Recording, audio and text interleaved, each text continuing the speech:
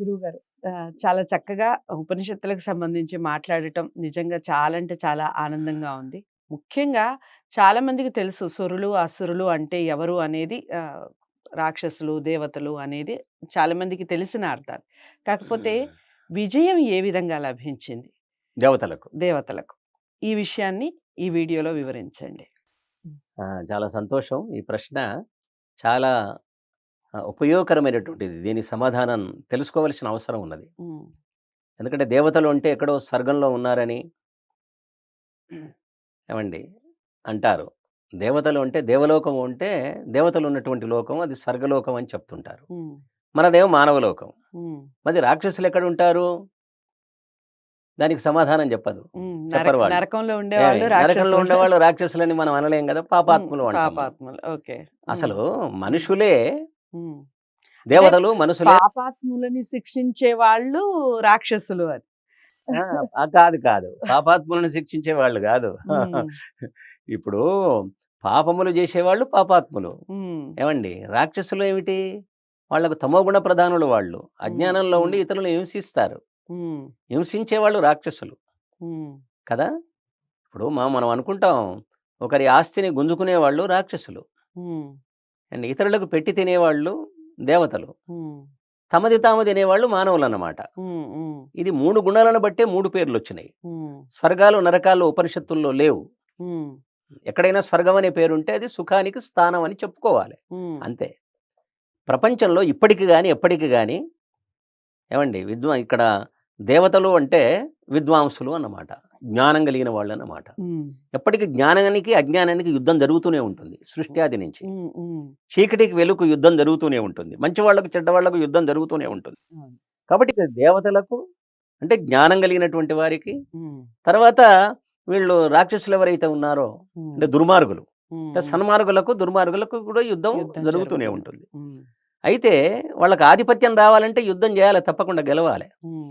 కాబట్టి రాక్షసుల మీద అంటే దానవుల మీద గెలవాలనుకోని వీళ్ళేం జేశారు? ఈ దేవతలు హ్మ్. మొట్టమొదలు వాళ్ళు వాక్కును ఆశ్రయించారు వాళ్ళు. అది. హ్మ్. ఎందుకంటే వాక్కును ఆశ్రయిస్తే ఇంద్రియాల్లో ఒకటైన వాక్కును వాక్కు. ఆశ్రయిస్తే హ్మ్. హ్మ్. మాకు శుభం కలుగుతుంది అని.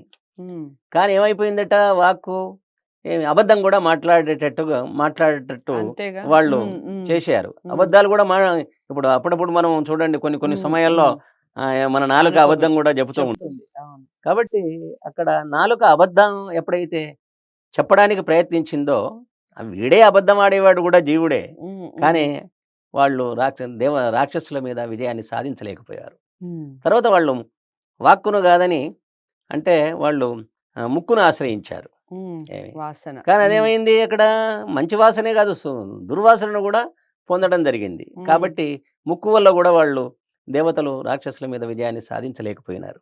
హ్మ్. తర్వాత చెవిని, హ్మ్. చెవిని చెవినది. ఆశ్రయించారు. హ్మ్. హ్మ్. ఇప్పుడు ఆయుధాలను ఒక్కొక్క ఆయుధంతో మనం ఇతరుల మీద ప్రయోగం చేస్తాం గదా! హ్మ్. హ్మ్. కాబట్టి ఇట్లా వీళ్ళనమాట ఇంద్రియాలనే ఆయుధాలుగా చేసుకున్నారు వీళ్ళు. హ్మ్. చెవిని ఆశ్రయిస్తే ఏమైంది?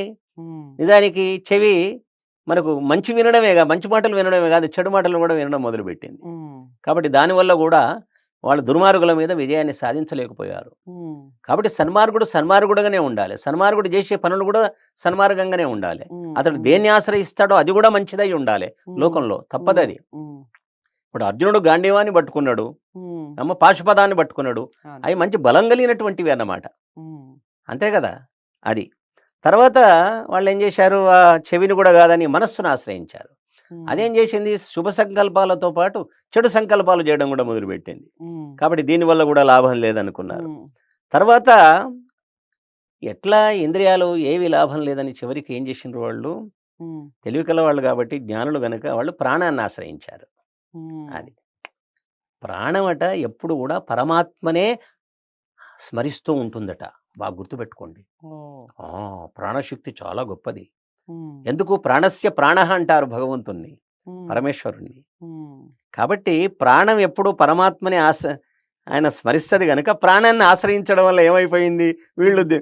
దేవతలు రాక్షసుల మీద విజయాన్ని సాధించగలిగినారు. హ్మ్. హ్మ్. అట్లన్నమాట. హ్మ్. మీకు తెలుసో తెలియదో మహాభారతంలో కచదేవయ్య అని కథ ఉంది. హ్మ్. అందులో మృత సంజీవని అనే విద్య హ్మ్. హ్మ్. ఏది రాక్షసుల దగ్గర ఉంది. ఇది రాక్షస గురువైనటువంటి శుక్రాచార్యుని దగ్గర ఉంది. ఉమ్, కానీ దేవతల దగ్గర లేదు. కాబట్టి కచున్ని దేవతలు ఏమండి స్వర్గం నుంచి పంపించి ఆ విద్యను సంపాదించడానికి ప్రయత్నించినట్టుగా కథ ఉంది. ఆశయం ఏంటి? అమరులు అంటే మరణం లేని వాళ్ళు కదా. మనం ఏమనుకుంటాం? దేవతలు అంటే మరణం లేని వాళ్ళు. అవును.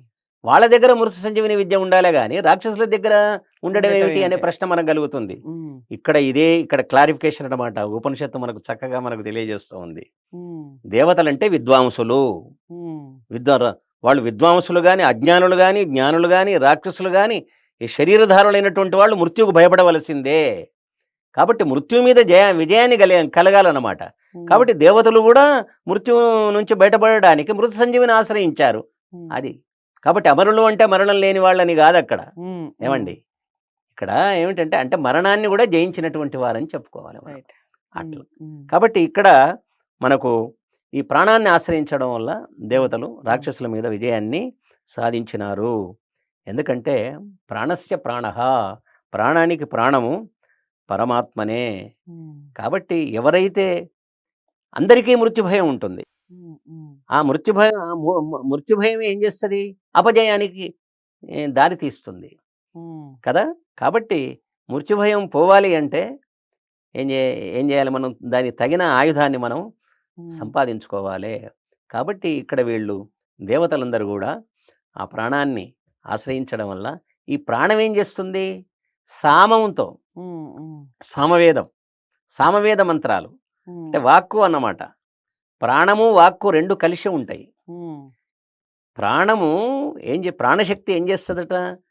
ఈ సామం అంటే వేదవాక్కు అన్నమాట. ఉమ్, దీంతో కలిసి భగవంతుణ్ణి గానం చేస్తూ ఉంటుందట. ఈ ఉమ్, రహస్యం మనకు తెలియదు. ఉమ్, అంటే ప్రపంచంలో ఉన్నటువంటి ప్రాణశక్తి ఏదైతే ఉందో అది పరమాత్మను వాక్కుతో కలిసి గానం చేస్తూ ఉంటుందట. ఉమ్, కాబట్టి వీళ్ళు ఏం చేశారు? దేవతలు అటువంటి ప్రాణాన్ని ఆశ్రయించారు. కాబట్టి వాళ్ళు మృత్యువును జయించగలిగినారు. రాక్షసుల మీద అంటే దానవుల మీద విజయాన్ని విజయం సాధించగలిగినారు అని మనకు ఈ ఆ, విషయం ఈ ఉపనిషత్తు చెప్తూ తెలియజేస్తుంది. ఉంది. చాలా అంటే చాలా చక్కటి క్లారిఫికేషన్ నిజంగా మీరు అన్నట్టుగా. మామూలుగా మనం విజయం ఎవరు సాధిస్తారు లేదా అసలు అసురులే ఎందుకు ఎప్పుడు ఓడిపోతూ ఉంటారు, అసురులే ఎందుకు విజయం సాధిస్తారు, ఈ విషయాలన్నీ మనకి తెలిసినప్పటికీ కొన్ని కొన్ని విషయాల్లో డౌట్స్ ఉంటాయి. ఇక ఎందుకు దేవతలు విజయాలు సాధిస్తారు అనటానికి ఈ వీడియో నిజంగా ఒక మంచి క్లారిఫికేషన్ అని చెప్పొచ్చు. గురువుగారు చెప్పినటువంటి విషయాలన్నీ కూడాను. ఉపనిషత్తులకు సంబంధించి ఇంత మంచి జ్ఞానాన్ని, ఇంత మంచి విషయాల్ని మనకి వివరించడానికి చాలా అరుదైన పర్సన్స్ ఉంటారు. అందులో ఒకరు మసం చెన్నప్ప గారు. దీనికి సంబంధించి ఇన్ని సంవత్సరాలుగా ఒక యుద్ధమే చేస్తున్నారు.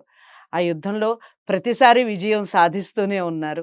చాలా చక్కగా మనకి నిజంగా దొరికిన ఒక మంచి సంపద అని చెప్పొచ్చు మసం చెన్నప్ప గారు. మరి ఇంకా మరిన్ని విషయాలు ఈ ఉపనిషత్తు ద్వారా తెలుసుకునే ప్రయత్నం చేద్దాం. ఈ అసురులు ఎందుకు ఓడిపోతారు, సురులు ఎందుకు విజయమే సాధిస్తారు అనటానికి క్లారిఫికేషన్గా చేసిన ఈ వీడియో అందరికీ షేర్ చేయండి.